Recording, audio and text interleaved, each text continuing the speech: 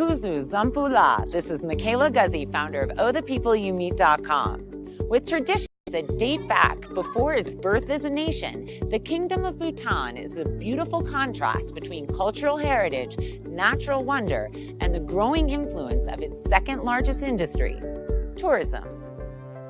Since opening to Western tourism in 1974, Bhutan is only now experiencing a cultural tipping point, as the traditional countryside villages see their populations dwindle and cities like the capital, Thimphu, swell faster than they are designed to handle.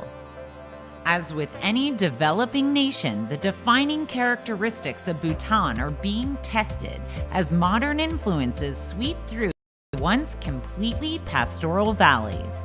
Luxury hotels, bustling sidewalks, and nightclubs are all clear signs that Bhutan as a country is quickly changing. But it's not just the cultural evolution that creates interesting contrast in this country of approximately 750,000 people. It's the juxtaposition of rugged beauty and refined luxury that makes this country so unique.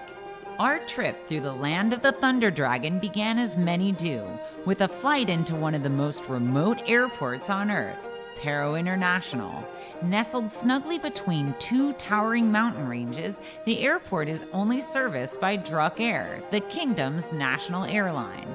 We recommend taking the luxurious flights offered by Qatar Airways, which overlap with 7 of the 9 international destinations which Druk Airways services, including major hubs like Delhi, Bangkok, and Singapore.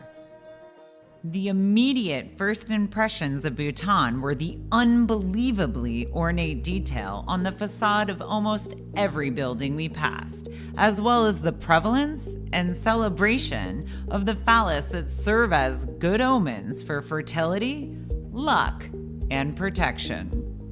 Made up of 20 distinct districts, Bhutan is roughly the size of Massachusetts and New Hampshire combined, but with mountains that dwarf those found in the Northeast United States. Bhutan is a land of mystery that combines centuries-old traditions like the Ora Yakchoi Festival, which we dressed in our finest kiras and gos to experience. In sharp contrast to the homemade grog called Ora we had at the festival. Wow, that's really strong. We were treated to a true Bhutanese dinner when we returned to our hotel, which featured several portions of local spicy delectables like peppers with melted cheese and yak meat. While there are plenty of delicious westernized options for food at the hotels, we wanted to try a truly authentic Bhutanese experience, which took us to a Thang farmhouse with 2 adorable local women who fed us successively and then tried to get us drunk. During our drive from Bumthang to Punjaka, we got to see just how breathtaking Bhutan is, as the road through the foothills to the Himalayas had our hearts before we were treated to the full glory of this quaint valley. Aside from the mountains, one of the defining features of Bhutan is that it is the only surviving all-Buddhist nation in the Himalayan region, which means there are monuments, monasteries, and temples everywhere. Because of their importance within the kingdom, the vast majority of them have unobstructed views of the surrounding valleys, which make them perfect places to meditate and sightsee. Check out the Zong and Punaka, the 108 stupas of Kamsam Valley, Namgyal Chorten, and of course, Tiger's Nest in Paro. Cultural sensitivity is one thing visitors need to pay close attention to while traveling throughout Bhutan. While many Bhutanese speak at least some English, there are local customs that must be observed, like covering your arms and legs when entering most holy sites, and no photography within the altars and temples.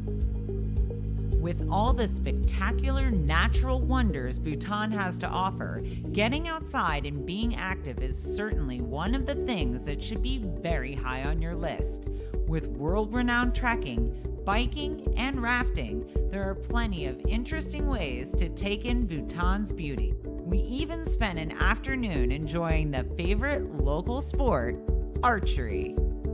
Bhutan is still very much a nation caught between time, with cultural pressure starting to drive massive changes in the younger generation, juxtaposed with the unspoiled landscape and the traditional way of life that's still followed in the villages. Bhutan is certainly a trip you should be prioritizing at the top of your long-haul destinations, sooner rather than later. For more information, check out ohthepeopleYoumeet.com. This is Michaela Guzzi from the Tiger's Nest in the Kingdom of Bhutan.